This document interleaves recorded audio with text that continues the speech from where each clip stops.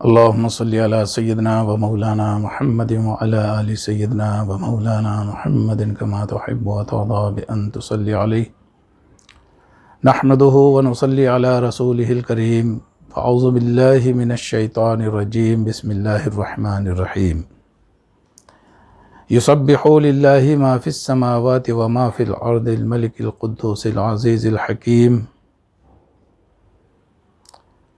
معزز سامعین و ناظرین، السلام علیکم ورحمۃ اللہ وبرکاتہ۔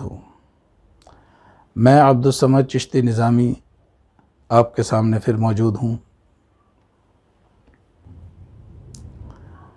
ہم نے پچھلی ویڈیو میں ایمان کا ذکر کیا۔ ایمان کیا ہے؟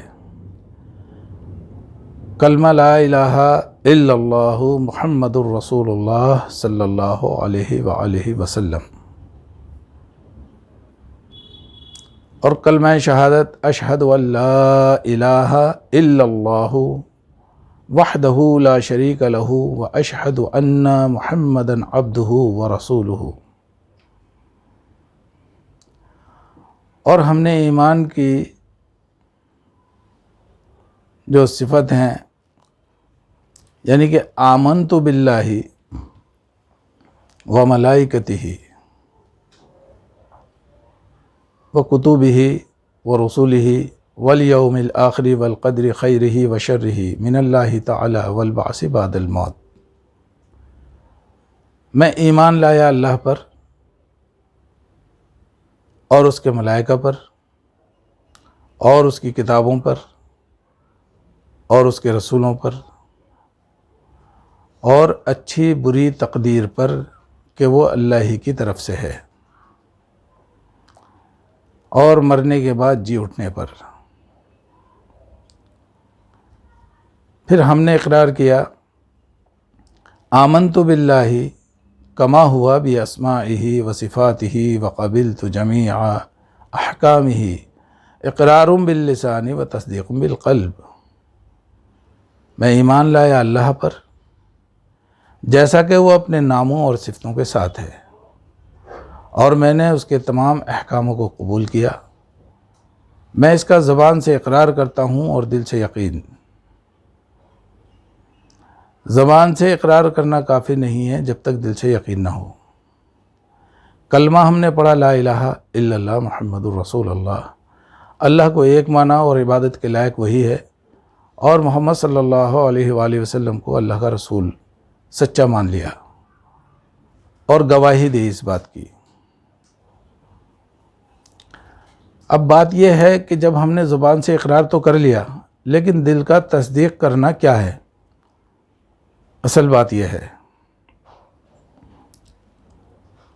کلمہ پڑھ کے ہم ایمان اور اسلام دونوں میں داخل ہو جاتے ہیں۔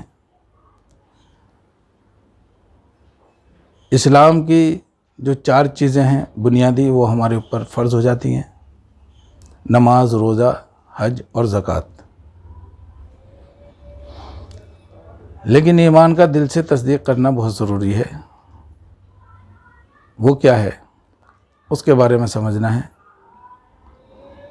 یعنی کہ زبان سے اقرار تو ہم نے کر لیا، اب دل سے تصدیق یہ ہے کہ جو رسول اکرم صلی اللہ علیہ وسلم اور اللہ کے احکامات ہیں ان کو ہم یقین سے دل کے اندر اس کو مان لیں۔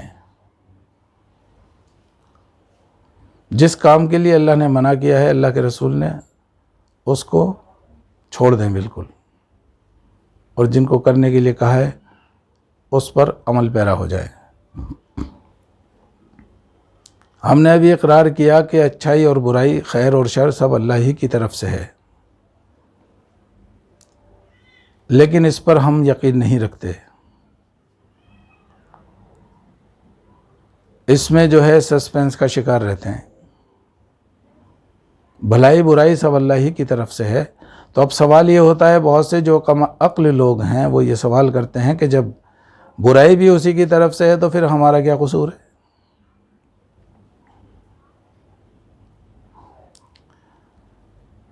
تو بھائی بنانے والی ذات اللہ کی ہے، اسی نے ہمیں خلق کیا ہے اور اسی نے ہمیں پیدا کیا ہے، برائی اور بھلائی اس نے رکھی ہے اور قرآن پاک اس کا شاہد ہے۔ ونفس وما سواہا، اللہ نے ارشاد فرما دیا ہم نے نفس کے اندر برائی اور بھلائی رکھ دی ہے۔ یہ اس لیے رکھی ہے تاکہ اللہ تعالیٰ نے نیک عمل کرنے کے لیے کام بھی بتا دیے کہ اب تمہیں برائی سے رکنا ہے اور بھلائی کے کام کرنے ہیں۔ اس سے روکنے کا بھی تو حکم دیا ہے نا، اور بھلائی کرنے کا حکم دیا ہے، خود بھی کرو اور دوسروں کو بھی اس کی تلقین کرو۔ اچھا تم برائی سے رک رہے ہو اور بھلائی کر رہے ہو، لیکن دوسرا شخص تمہارے سامنے جو ہے تمہارے لیے بھلائی نہیں برائی کر رہا ہے اور تمہیں ہر طرح سے نقصان پہنچانا چاہتا ہے، تکلیف پہنچانا چاہتا ہے، ہر طرح کے ہتھ کنڈے تمہارے ساتھ اپناتا ہے۔ وہ شیطان اللہ پاک نے ایک مد مقابل رکھا ہمارے اعمال کے، نیک اعمال کے بیچ میں، وہ ہمیں نیک اعمال کرنے سے روکتا ہے، اور دوسرا ہمارا نفس ہے۔ تو اب انہی کے بیچ میں ہماری جنگ ہے، تو ہمیں اس پر اللہ پاک نے حکم دیا کہ صبر کرو اور تم اچھے عمل کرتے رہو، تم برائی کا بدلہ برائی سے مت دو۔ اگر تمہارے ساتھ کوئی ظلم کر رہا ہے تو اس کے ساتھ میں صبر کرو، اور جب وہ ظلم حد سے گزر جائے تو ظلم سہنے کے لیے بھی منع کیا ہے، تو اس کی اچھی تدبیر کرو، اللہ سے دعا بھی کرو، اور پھر اپنا جو ہے دفاع کرنے کا بھی حکم ہے۔ یہ ساری چیزیں ہمیں اسلام یعنی کہ ایمان کے اندر جب ہم داخل ہو گئے تو اب یہ اسلام کا قانون ہمیں شریعت کا یہ سکھاتا ہے۔ ایمان قبول کرنے کے بعد بھی اگر ہمارے اندر کوئی تبدیلی نہیں آئی، ہمارے رویے میں، ہمارے اعمال میں، ہمارے اخلاق میں، تو ہمارے ایمان قبول کرنے کا کیا فائدہ ہوا؟ کچھ بھی نہیں۔ مذہب اصل میں کیا ہے کہ دین محبت ہے، مذہب ہے محبت، محبت سب سے بڑا مذہب ہے۔ محبت سے ہم دوسرے کے دلوں کو جیت سکتے ہیں۔ محبت کا پیغام اللہ نے دینے کے لیے اپنے محبوب کو پیدا کیا، اور محبت میں ہی، آپ کی محبت میں یہ کل کائنات اللہ نے پیدا کر دی، اور آپ صلی اللہ علیہ وآلہ وسلم نے محبت کا ہی پیغام دیا سب کے لیے۔ نماز میں ہر وقت پڑھتے ہیں، ہم روز پڑھتے ہیں، ہر جب بھی ہم جو ہے نیت باندھتے ہیں تو اس میں کہتے ہیں سب سے پہلے نماز جب ہم شروع کرتے ہیں، ابھی نماز شروع بھی نہیں کی تو ہم ثنا پڑھتے ہیں، سبحانک اللہم وبحمدک، اللہ کی تعریف کرتے ہیں، وتبارک اسمک وتعالی جدک ولا الہ غیرک۔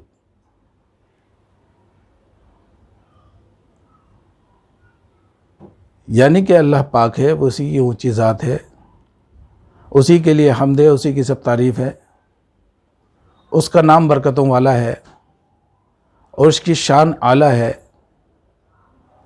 اور اس کا کوئی غیر نہیں ہے، اللہ کا کوئی غیر نہیں۔ تو جب اس کا کوئی غیر نہیں ہے تو سب سے محبت کرنے کا حکم ہے۔ تو اللہ تعالی ہمیں محبت کرنے کی توفیق عطا فرمائے۔ اللہ نے فرمایا تمام کائنات، کل انسان اللہ کا کنبہ ہے۔ یہ ہر مذہب میں، ہر مذہب کی کتاب میں یہ پیغام ملا۔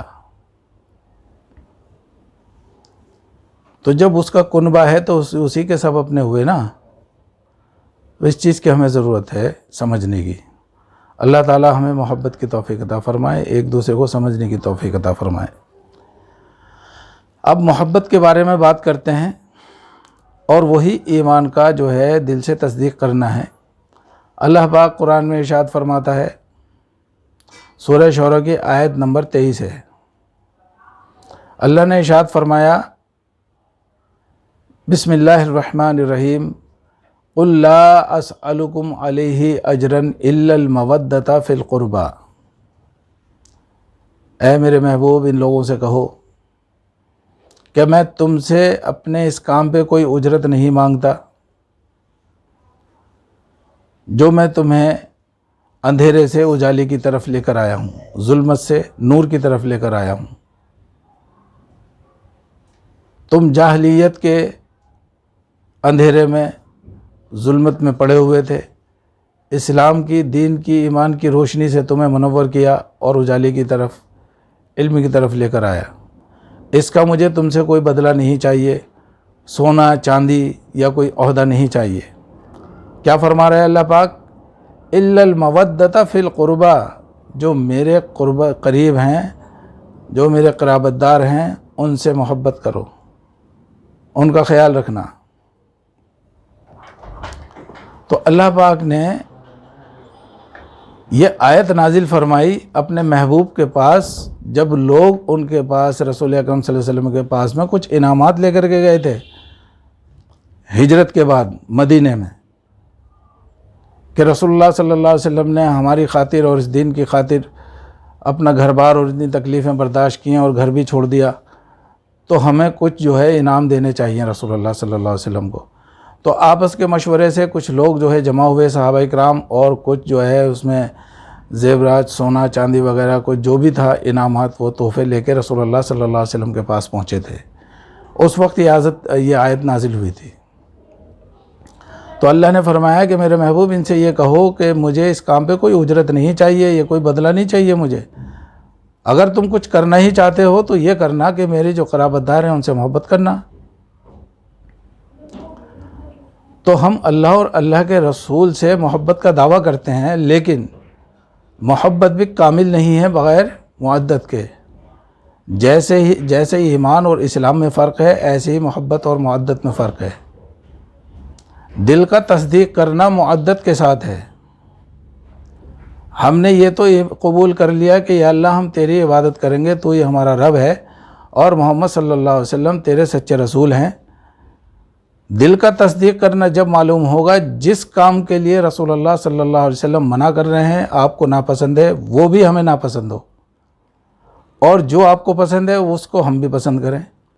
جس سے آپ محبت کر رہے ہیں اس سے ہم بھی محبت کریں، اور جس سے آپ نفرت کر رہے ہیں، یا نفرت کا لفظ تو آپ کے لیے نہیں استعمال کرنا، اللہ معاف کرے، بس جس کو آپ ناپسند کر رہے ہیں آپ بھی اسے ناپسند کریں۔ یہ محبت کا تقاضا ہے، اسی کو معدت کہتے ہیں۔ اس کا حکم اللہ پاک نے قرآن پاک میں ارشاد فرما دیا، اور جب اللہ نے حکم کر دیا قرآن پاک میں تو یہ فرض ہو گئے، فرض ہو گیا۔ اللہ کا جو حکم ہے وہ فرض ہے، جیسے نماز فرض ہے، روزہ فرض ہے، حج فرض ہے، زکوٰۃ فرض ہے، ایسے ہی اللہ پاک نے یہ حکم دے کر کے معدت فرض ہو گئی۔ پھر رسول اکرم صلی اللہ علیہ وآلہ وسلم نے اپنی زبان مبارک سے اس کو ارشاد فرما دیا، تو یہ حدیث بھی ہو گئی۔ پھر اس کے بعد رسول اکرم صلی اللہ علیہ وسلم نے اس پر عمل کر کے بھی دکھا دیا ہمیں، تو یہ سنت بھی بن گئی اور سنت موقدہ ہو گئی۔ اگر کوئی شخص ایمان والا جو یہ دعویٰ کرتا ہے کہ مسلمان ہو یا ایمان والا ہو، مومن ہو، وہ مومن جب تک ہو ہی نہیں سکتا جب تک معدت نہ کرے اور ایمان قبول نہ کرے، دل سے تصدیق نہ کر لے، جب تک مومن نہیں بن سکتا۔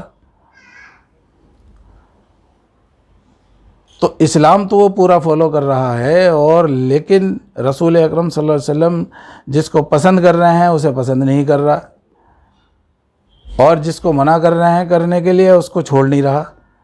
تو اس نے کہاں دل سے تصدیق کی، دل سے قبول کہاں کیا اس نے؟ تو آپ کے جو اہل بیت ہیں، مولا علی شیر خدا سلام اللہ علیہ، خاتون جنت فاطمۃ الزہرا سلام اللہ علیہا، حضرت امام حسین علیہ السلام اور حضرت امام حسن علیہ السلام، یہ آپ کے اہل بیت ہیں، اور آپ کے گھرانے والے جو آپ سے محبت کرنے والے ہیں۔ اگر کوئی مسلمان ان سے محبت نہیں کرتا، اپنے دل میں کوئی بغض رکھتا ہے دنیاوی کسی بات کے اوپر یا کوئی بھی، تو وہ ابھی دل سے تصدیق اس نے نہیں کی۔ مسلمان ضرور ہے لیکن مومن نہیں ہے۔ ایک یہ بات قرآن پاک میں اللہ پاک نے ارشاد فرما دیا، جو میں نے آیت کوڈ کی ہے سورہ شعراء کی آیت نمبر 23 ہے، اس کی تصدیق حدیث پاک سے ہوتی ہے، یعنی کہ حدیث پاک کی تصدیق قرآن کرتا ہے، اور وہی حدیث سچی ہیں جن کو قرآن پاک کے اندر اس کی شہادت ہے۔